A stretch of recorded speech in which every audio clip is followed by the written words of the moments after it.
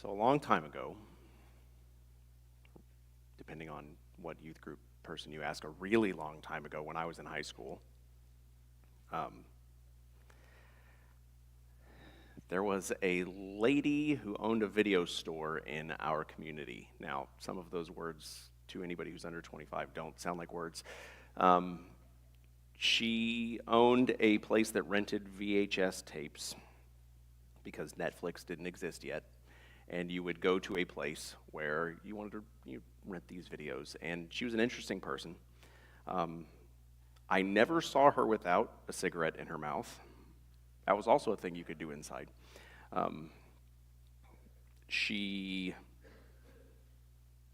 My dad would not go to this video store.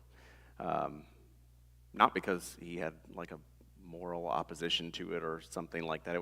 He didn't want to ever be in the presence of this woman. She was colorful. She would be having a very loud, it sounded like discussion when you would walk in. And it would start with the person who was in there browsing. And so the first time that it happened, I thought, oh, she knows this person, and she's just venting to this individual. And then that person left. And I was the only person in the video store, and she was still doing this. And then I left, and as I'm leaving, she's picked up the conversation with the next person to come in, and I don't know if she just carried on when that person left, if no one came in. I assume yes. I don't know if her volume changed. Maybe she switched to in her head, but it was a constant stream of complaining. Everything was everything was awful. It was just always all of the terrible things, and every rude customer she's ever had, and every bad thing that had ever happened, and it was just this constant stream of complaining. And she came to my mind as I was preparing this week, thinking about Psalms of Lament. And I think we make a mistake sometimes because we conflate those two things. We have this idea that to complain is a problem. I think probably when we think about people complaining, what we think about is somebody like that woman who just, all they do is complain. All they do is gripe and whine, and they, everything is negative, everything is this issue.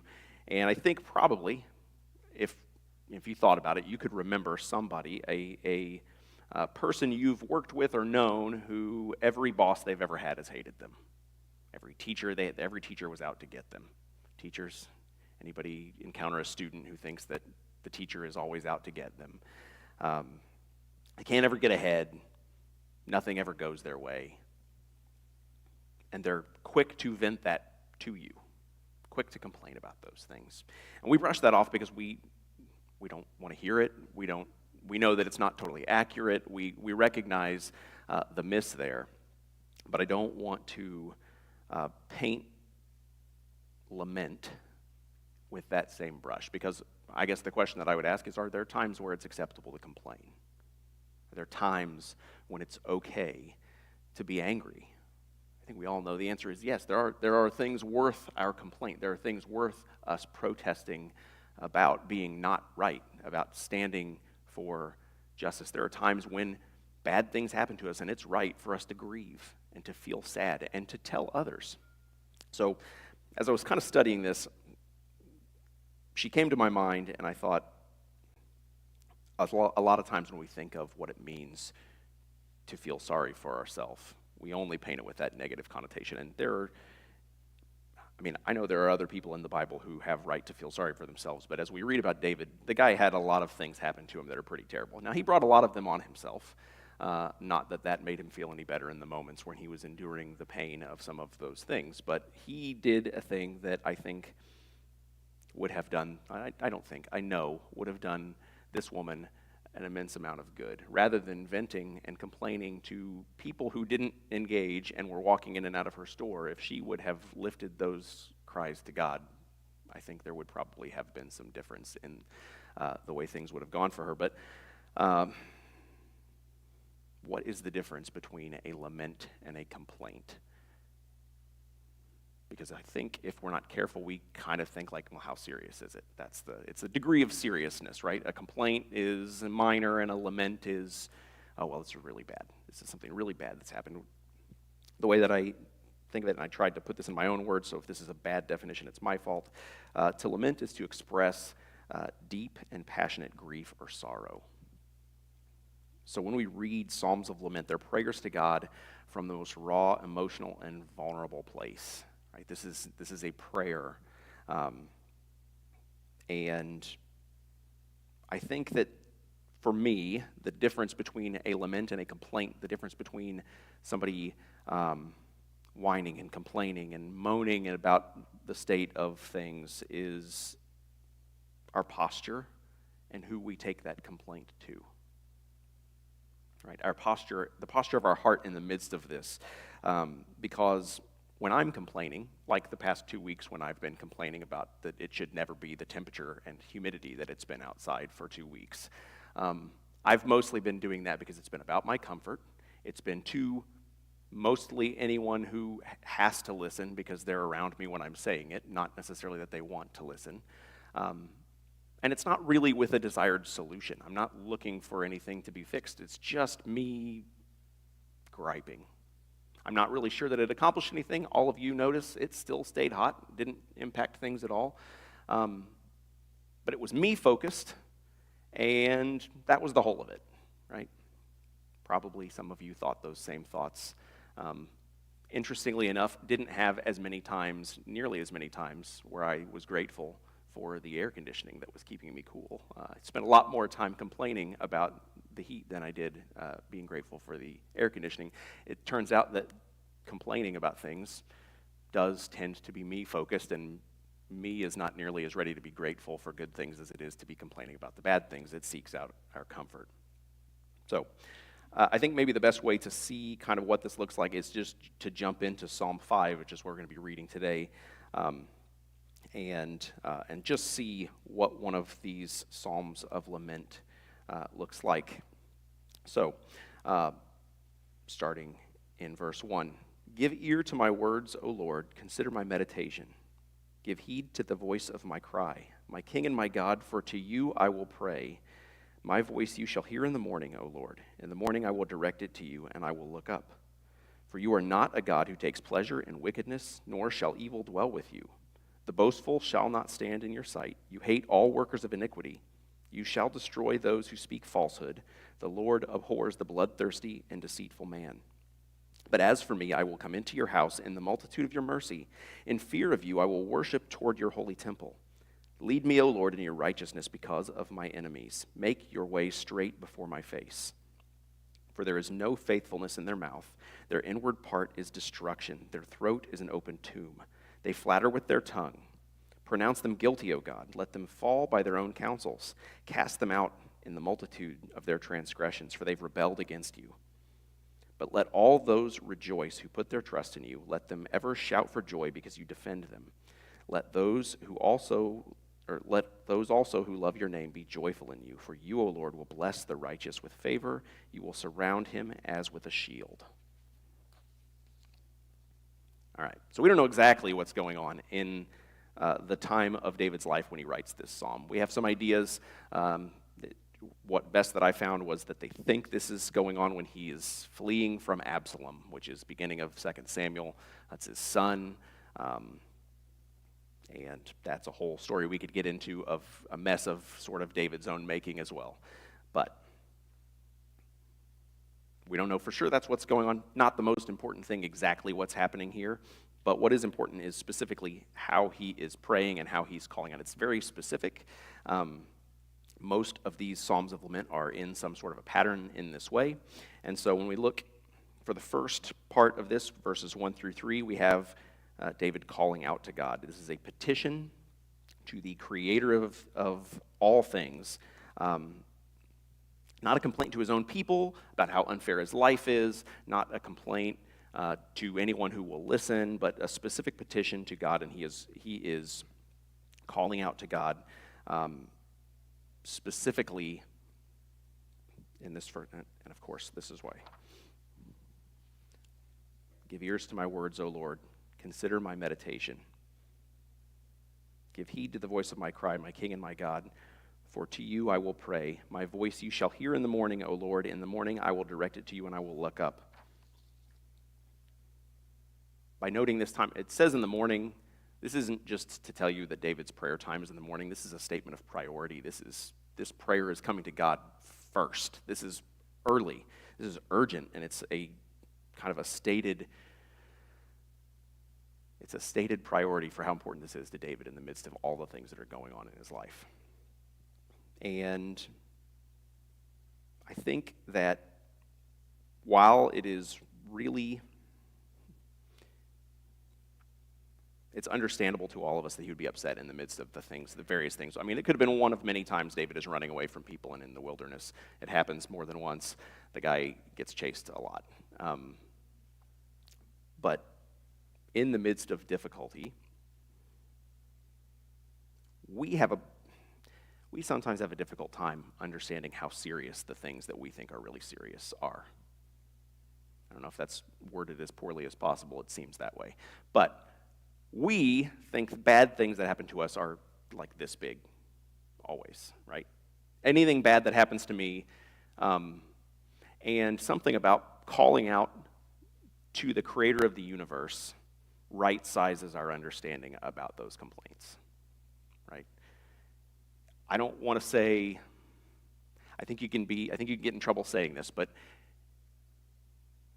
as a parent, sometimes you tell your children, I don't need to hear about that unless it's this degree of serious.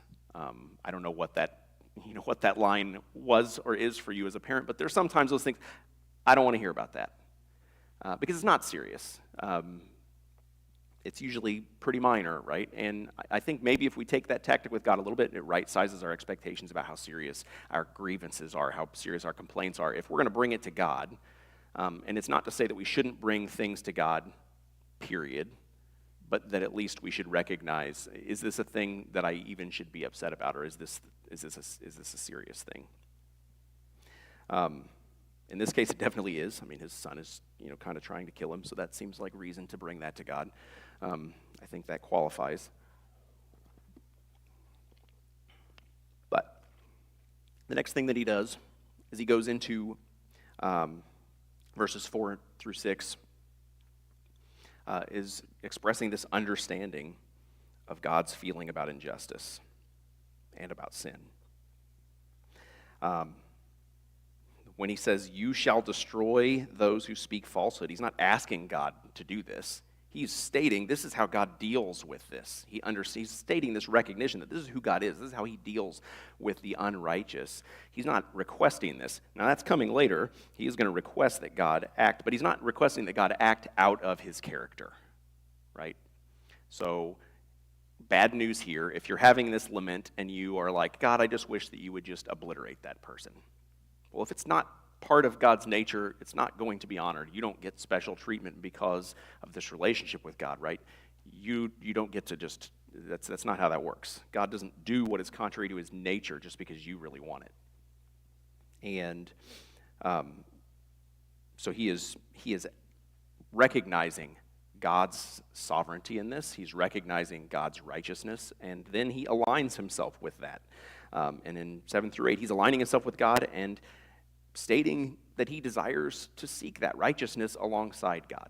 He is stating this here, and if it does seem like he is specifically doing this because he's then going to request this of God, it feels that way. But in 9 and 10, he's then asking for the judgment of God on his enemies, and specifically not because of his own grievances, but because they stand in opposition to God himself. That is a part of this equation, that they're standing in opposition to God, and as I said, he's not asking for God to do something contrary to his nature. All of these things are in line with how God is.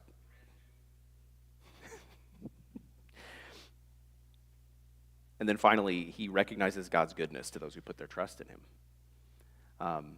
And whether or not David intends this actually gives an out for this judgment that he has asked upon these people, right? We understand that God's goodness, and we'll read through, it says, but let all those who rejoice put their trust in you.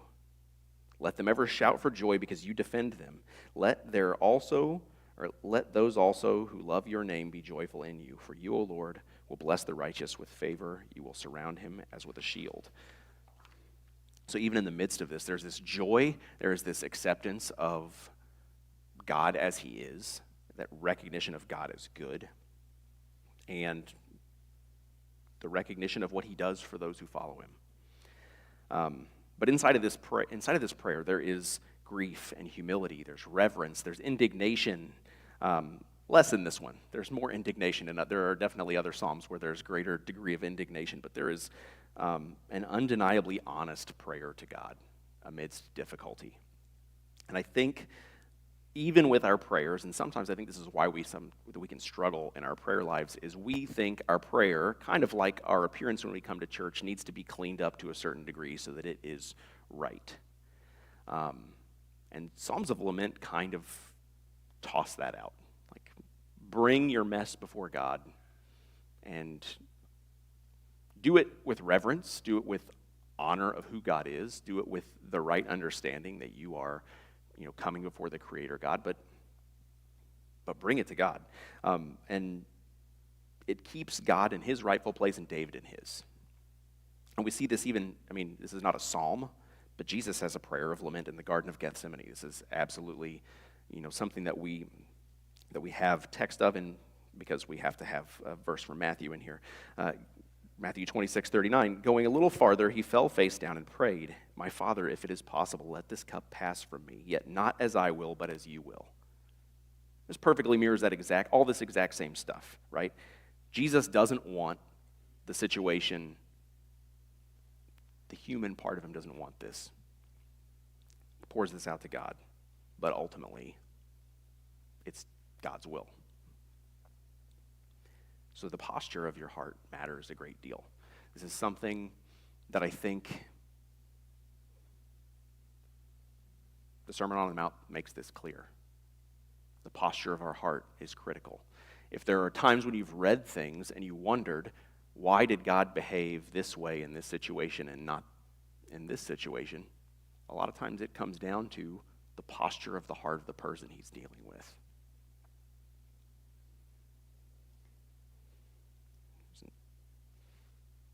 Ant on my we really have brought the wilderness in. I have ants on my music stand.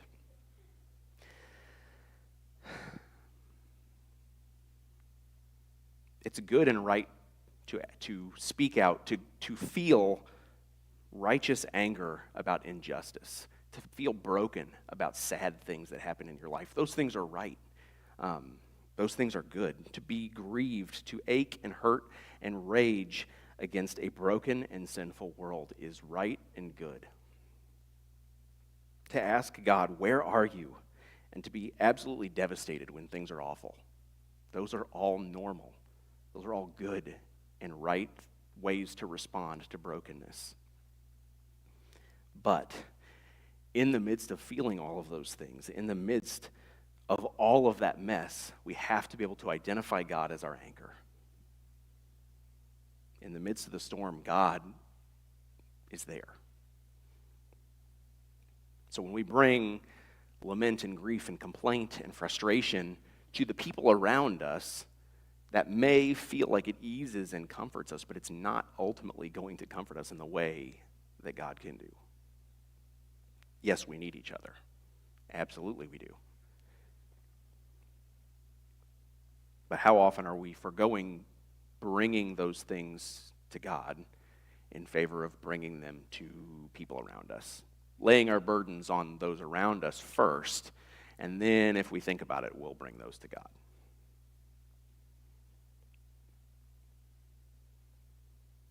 This is going to feel really early, but so what? Don't worry. This is one of those Tarantino kind of episodes. It's going to be in the middle, and we're going to work our way back. Not fully Quint, don't worry about it. It'll still be PG. We inhabit a broken world, and there's a lot to be upset about it. There's this disease, corruption, injustice, sin. Past couple weeks, I've been really frustrated because, and it's not just the past couple weeks, but the past couple of weeks have been hard because we've seen specific examples of Christian failing, of major figures in Christian music, in Christian culture, in churches, individuals who've dragged the name of Jesus through the mud. And that should anger you. It should.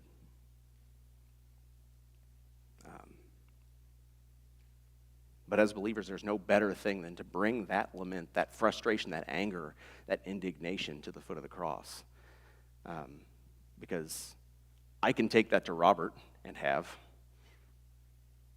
and I'm sure he's really thankful to have my lament piled on him, who I'm sure is also feeling it. And there is some relief in sharing that and knowing that you are not struggling with that frustration alone.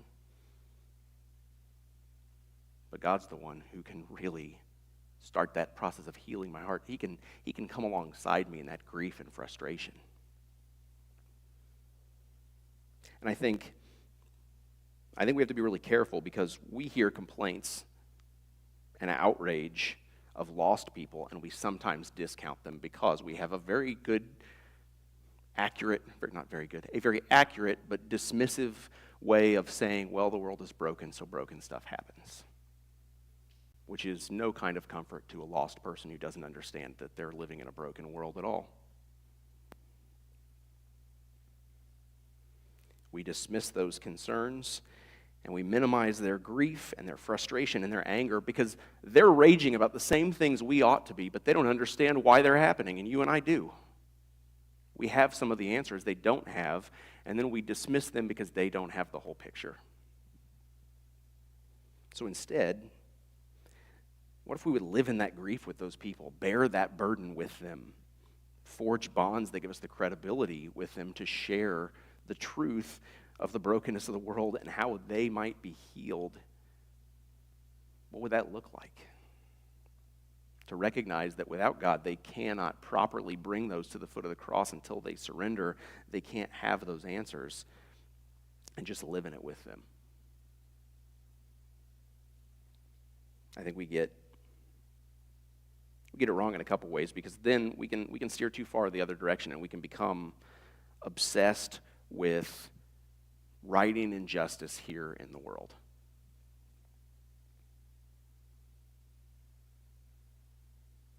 We have to walk this weird line where we seek justice because we should. We should seek for justice here on earth. We should, when we have an opportunity, seek for rightness and fairness and what's good for the people around us.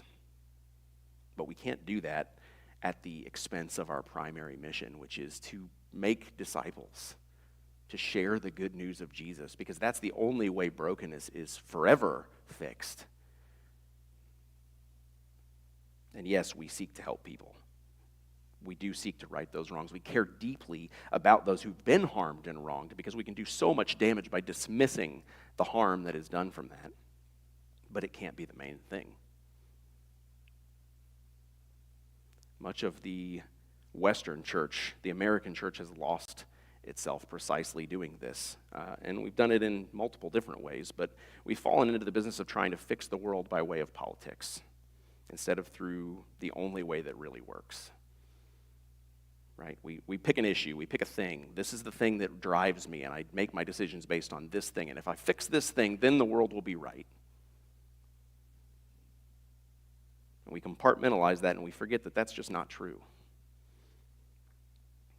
Both the right and the left think they've got the fix, and we as the church, instead of doing what we should have done, we've picked sides, whatever they may be, split churches and divided people of faith because we've chosen sides when what we should have been doing is standing apart and shining a light on the absurdity that we could fix a broken world by way of manly things, by the way of picking people and letting people fix a problem that people broke in the first place.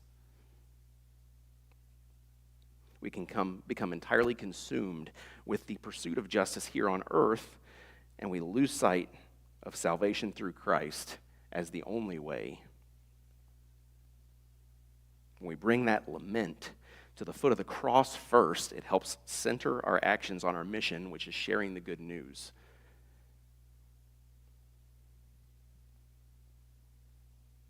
I think it would be really strange for us to hear someone say, I want to make the world a better place, and not kind of agree with that idea, right? That seems like a good thing. Nobody looks at that and says, man, making the world a better place, what a scumbag. Like, nobody thinks that. We don't think that way. That's an admirable endeavor, but really it's a miss. Our job is not to make the world a better place. Our job is to bring the world to the foot of the cross so that they can be made right with God. A byproduct of that renewal is, in fact, making the world a better place. But that is not the main goal. And when you get lost on that, you're missing it. The posture of our hearts when we cry out against injustice has to be right.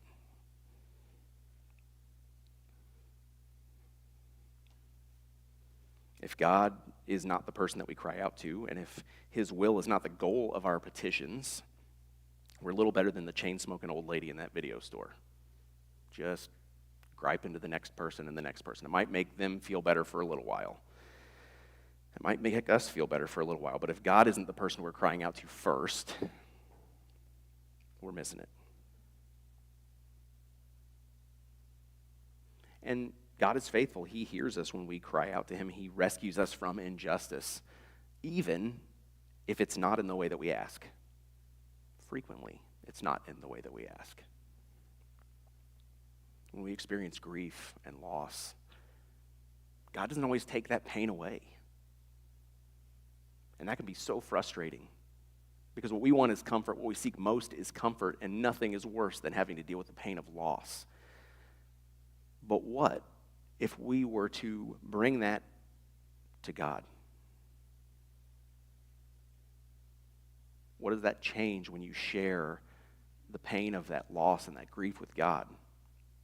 What doors does God open for closeness with him? But also, what doors does God open for you to speak to others who are going through that same thing, but who have no hope? There is unfairness in the world. There are bad people who take advantage. There are people who are out for themselves, and they are only going to ever do what benefits them the most. And they're going to do that by any means necessary. And sometimes you're going to be collateral damage, and that's frustrating, and it's unjust, and it isn't right. And your outrage is justified. But if it's not first laid at the foot of the cross, that tends to just be resentment that festers. It doesn't produce anything positive in you. It doesn't fix or change the person who's acting in that way. It just kind of, it's corruptive. It's corrosive. When we bring all of this to God, it resets our mind on him first. But we have to be careful wielding phrases that are unhelpful, like this may just be part of God's plan. And if you use that for yourself, that's totally fine.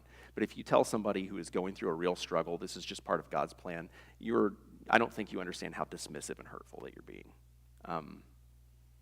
It may be true, but the truth isn't always a very helpful or kind thing to say to someone.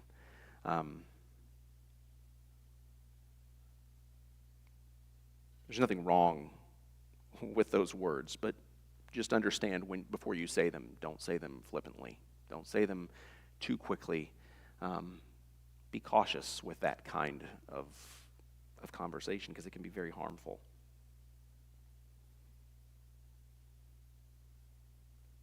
We grow through times of trial and when we draw near to God, and that's true. Those struggles do pull us closer to him. God, I've always found the phrase, God never gives us more than we can handle, to be the biggest load of nonsense, because God absolutely gives you more than you can handle.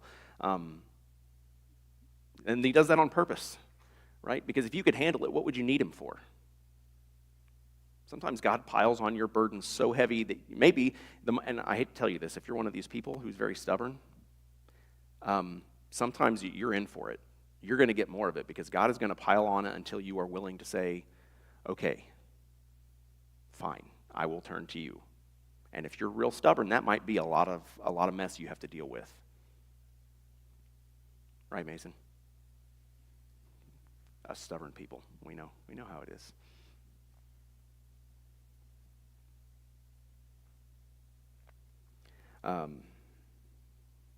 Pain, brokenness, and struggle are those tools that are used. And I know there's some quality that we have. I think I don't know if it's uniquely American, but it's definitely something that as Americans that we struggle with, which is we like to do things ourselves. We like to figure things out. And I don't even have a ton of that in me, but I know that I have a little where there are some, I'm not like anti-instructions, but I'll definitely try to do stuff before I read the instructions first to see if I can, and then maybe turn to the instructions. And there's a little bit of that in us that we want to do it ourselves. And you just can't muscle through difficulty without, it's not going to be helpful. It's not good for you. I can do it myself is acceptable and sometimes even cute when you're dealing with toddlers, right? Frustrating when you're trying to get out the door tying shoes and you're arguing with somebody who definitely can't tie their shoes. But it's a lot less when it's coming out of the mouths of adults. We need our church. We need the people around us. We need to lean on those in the midst of our difficulties. But yeah, the idea that God doesn't give us more than we can handle, no, he does. And finally, it's not about us. This could just probably be a bullet point on just every sermon ever. Just it's not about us. I don't remember the purpose-driven life. I remember that was the first chapter. Our church read it when I was in high school. That's the only thing that I remember from it. But I think that was worth reading the first chapter of and remembering because it's accurate. It's not about us. So when we're bringing our grievances, our lament, our frustration to God, it's ultimately not about us. Grief, injustice, unfairness, anger, pain, they're all deeply personal, and they feel like an attack. They feel like an assault on our comfort, our freedom, our happiness. Because of this, we tend to get pretty defensive about these things. Right? When we're enduring those, we're defensive about it. It's serious to us. It's a challenge to our sovereignty, to our control over our lives and our decisions, and it's something we're ready to fight about. Right? If somebody wrongs us, we're ready to fight. They have done something out of line and wrong to us, and whether that fight means, whatever that fight means, maybe we'll take it all the way. Maybe that means we will go to the limit because we've been wronged and our control and our sovereignty has been challenged. But the thing that's really important for us to remember is if you're a follower of Jesus, you gave up that sovereignty, and so you don't have any control. It doesn't belong to you anymore. You gave over your life and your decisions, and the fight that you're in is no longer one for your freedoms, but for your heart and for the hearts and souls of every lost man, woman, and child on this earth. That's your fight. Your fight isn't for your personal justice. It isn't for your comfort or your happiness. It isn't even for your ability to endure grief. Your fight is for souls of lost people who have no hope and are dealing with those same things that you are. So, in those moments when you cry out to God, do so earnestly. But be sure to check that posture of your heart. Are you seeking God's will for your life or just your own comfort?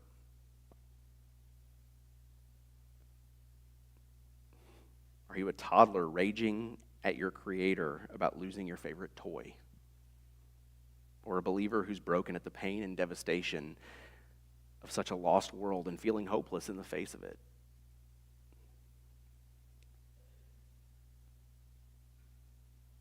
Are all your prayers lamentations? Do you only pray to God when you're broken? Do you ever just wake up and thank God? Because that's the thing about David, is he doesn't write just all prayers of lamentation. If you read his prayers, there's a whole lot of praise in there. There's a whole lot of recognition of God's goodness. And so if you find yourself only ever lamenting,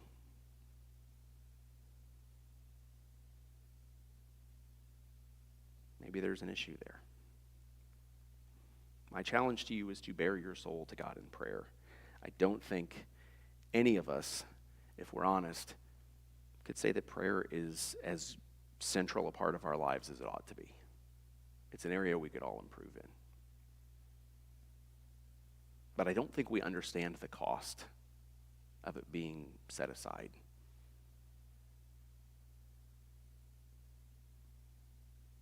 And I want to say this very carefully because I don't want to undermine.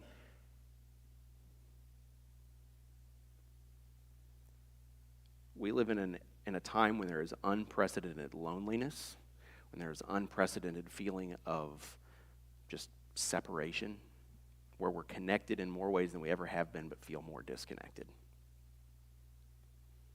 We live in a time where there is also unprecedented instances of mental illness.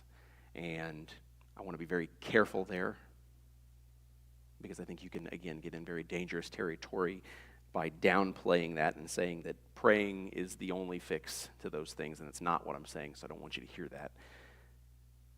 But if we laid a lot of the anguish that we feel at the feet of God, what difference would that make for us? How much easier could we struggle through some of the difficulties of life if we had that priority right, if prayer was a bigger part of our life? Now, maybe that doesn't fix all of our issues, but man, it would go a long way.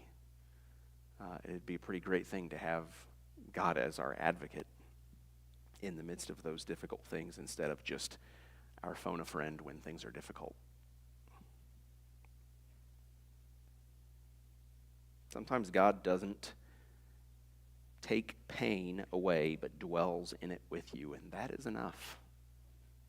Even if it's not what you'd like the painkiller, right? But sometimes God just sits with you in the midst of your pain. So as a church, I challenge us to take seriously the mission of seeking out injustice in our community. Let's be a comfort to those who are buried under grief and sorrow and hopelessness and anger. And let's be vocal advocates for what is right in our community and call out injustice when we see it, absolutely. Especially for those who are marginalized and don't have a voice. But let's keep the main thing the main thing. The world is a dark place, and it can seem like it's getting darker all the time. I think that's a natural inclination for people to feel like things are getting worse. I don't know if that's true, but it can seem like a dark place, and that could frighten us. And I think many in the church are frightened. But it really ought to embolden us because we have access to the light.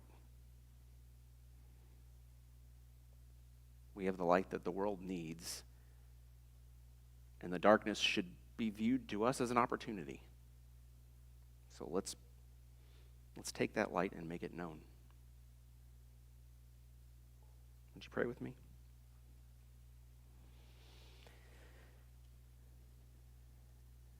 Dear Heavenly Father, I thank you that you love us and you want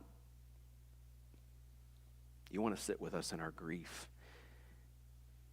You want to hear our hearts as we are angry and frustrated and lost and hopeless in some of the brokenness that the world sends our way.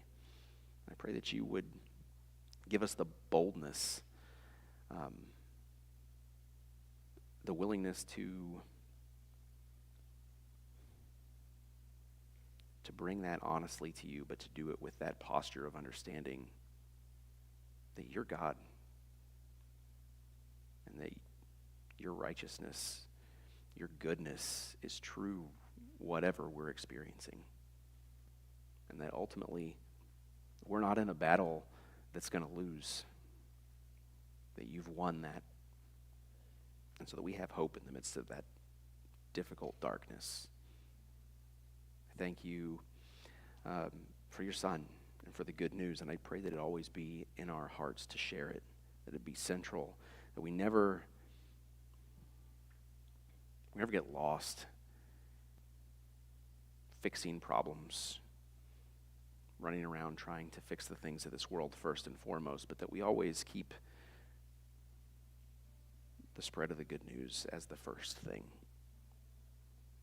And that all the rest of that would be an outflow of renewed hearts as people are reconciled to you. Thank you for our time together. Thank you for who you are. Amen.